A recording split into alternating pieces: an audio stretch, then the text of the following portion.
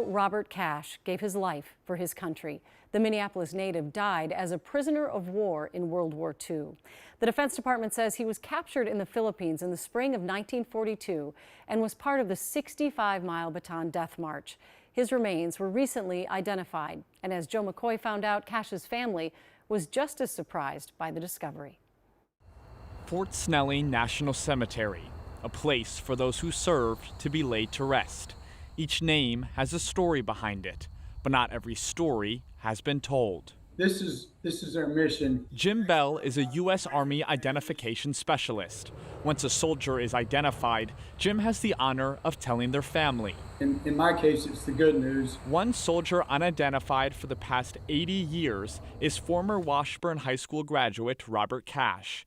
Cash served in the U.S. Army during World War II. Cabanatuan Prisoner of War Camp, where Private Cash was lost, is one of the big efforts that the DPAA and the U.S. military have put effort into. Cash died at age 20 of complications from dysentery and malaria after his capture in the Philippines.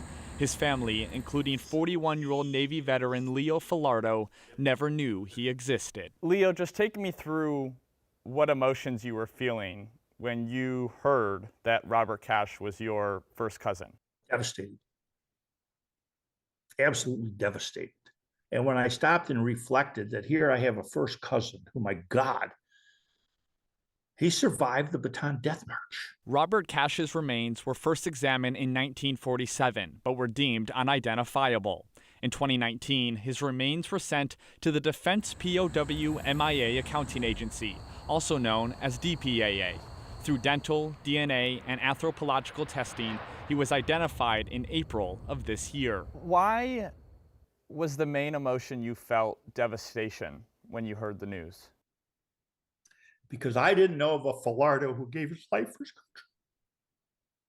His name was Cash, but he was 50% Filardo. Private Robert Cash will be buried in late October in the same cemetery his father was laid to rest in Pittsford, New York. His name now attached to a story. In St. Paul, Joe McCoy, KARE 11 News.